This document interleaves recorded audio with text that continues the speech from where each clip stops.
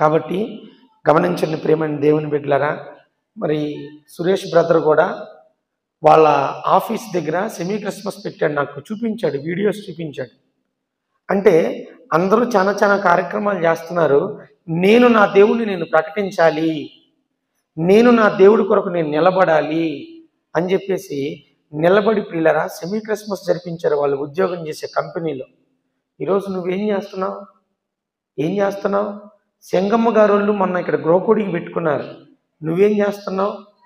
దేవుని సువార్తను ప్రకటించడానికి నీ ఇంటిని ఒక వేదికగా మారుస్తున్నావా? నీ ఇంటిని ఒక వేదికగా మారుస్తున్నావా? ఆ రోజు ధోనినిచ్చాడు పేతురు, పట్టజాలనంత విస్తారముగా ఏం చేశాడు? రాత్రంతా శ్రమ పడినా కానీ ఏమీ దొరకలా.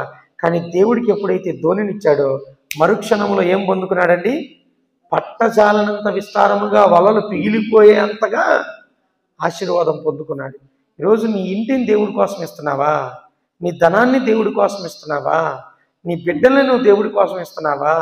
కాబట్టి గమనించండి ప్రియమైన దేవుని బిడ్డలారా, మీరు కూడా ఏం చేయాలా? ఇది క్రిస్మస్ మాసం, క్రిస్మస్ మాసం. మొన్న ఆంటీ వాళ్ళు కొడికి పెట్టుకున్నారు కాబట్టి వాళ్ళకి కొన్ని హెచ్చరికలు చెప్పాము, ఎలా ఉండాలి ఎలా ఉండకూడదు అని. కానీ క్రిస్మస్ మీటింగ్లో ఏం చేస్తాం? సువార్తను ప్రకటిస్తాం. వాళ్ళు పెట్టుకున్న దాంట్లో మరణం అని రక్తం అని చెప్తా ఉంటే వాళ్ళు ఏమనుకుంటారు?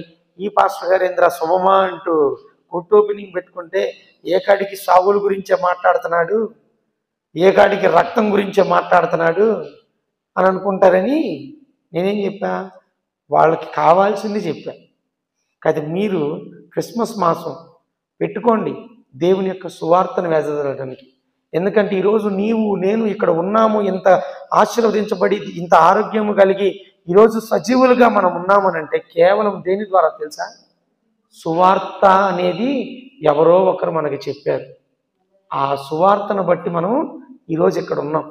ఎందుకంటే సువార్త ఏం చేస్తుందంటే ఒక మనిషిని పాపములో నుంచి లాగిద్దనమాట దేవుని యొక్క సన్నిధానానికి. అర్థమైందా? కాబట్టి సువార్త ప్రకటించడానికి వేదిక మీ ఇల్లు అవ్వాలి, మీరు ఒక వేదిక అవ్వాలి. అర్థమైందా?